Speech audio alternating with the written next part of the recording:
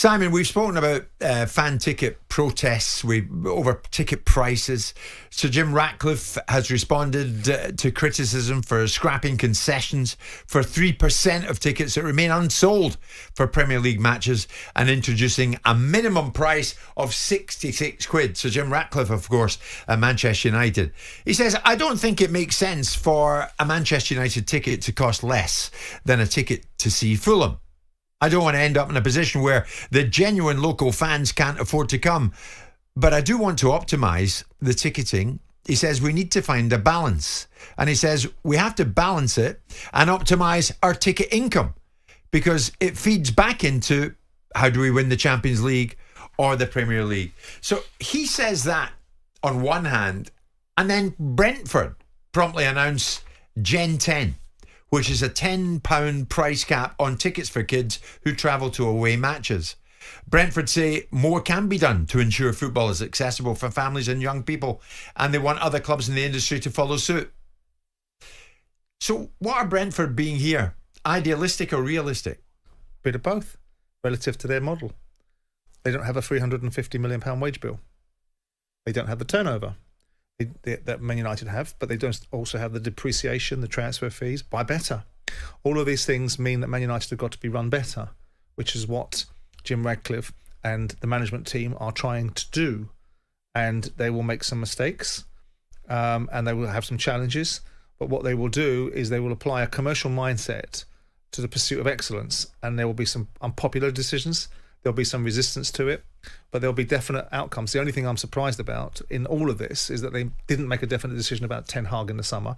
Other than that, I think most of the things that he's done, it doesn't matter they took Dan Ashworth on, it didn't work.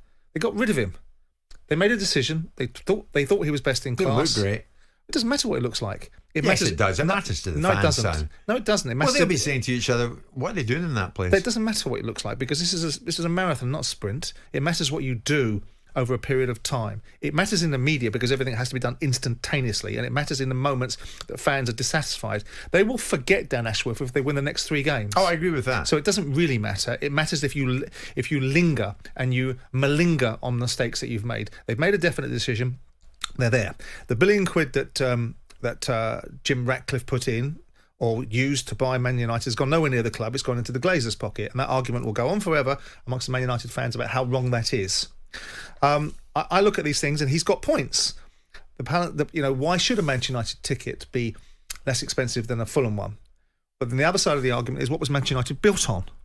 Manchester United was built on its community. It was a club that came from a certain mentality. So you've got to, like he says, he uses a word that I always use in conversations, which is balance. You've got to get the balance right.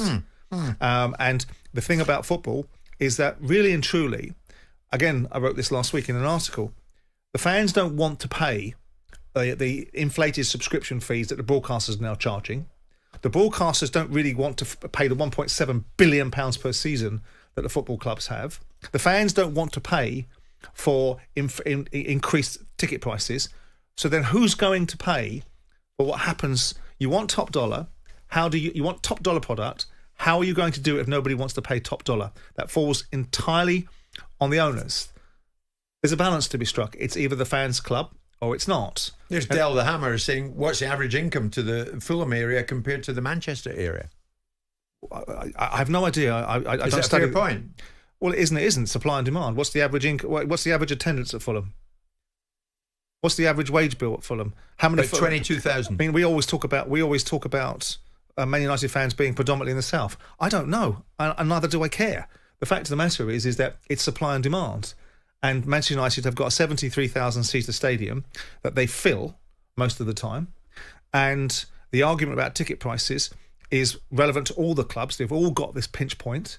Brentford's model is irrelevant. Brentford have got a completely different dynamic. You can't wait. I mean, are we seriously, just because of their league positions today, going to compare Brentford in a 17,000-seater stadium, because they play in the same league, with a wage bill which is probably a fraction of Man United's, with a transfer budget a fraction of Man United's, and say that ultimately that's what you should do? Having said that, they don't need to do what they have done. John Varney, the chief exec at Brentford, we're putting young fans first to ensure they can watch their team on the road by keeping football affordable and accessible. Clubs have the power to make the game more affordable for everyone and to challenge rising costs for fans, and we want to play our part.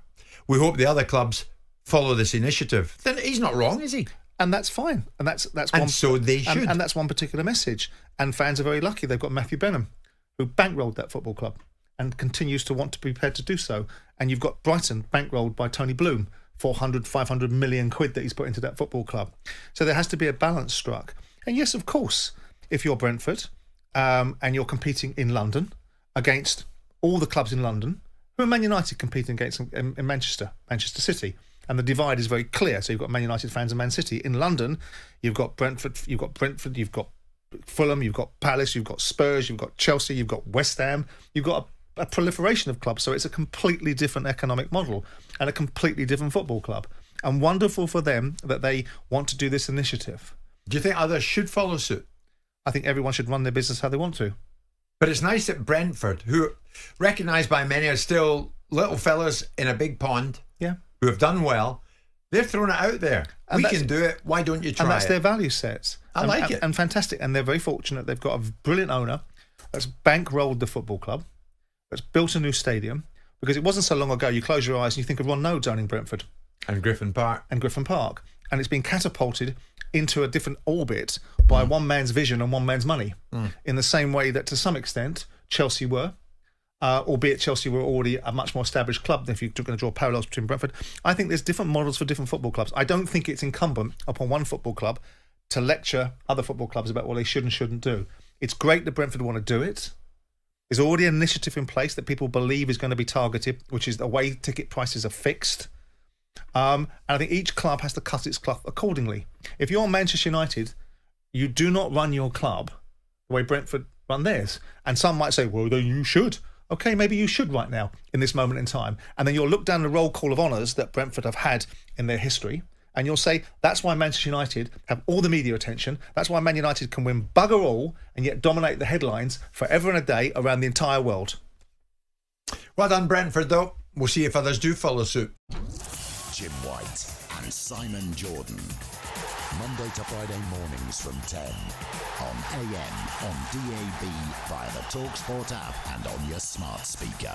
talkSPORT.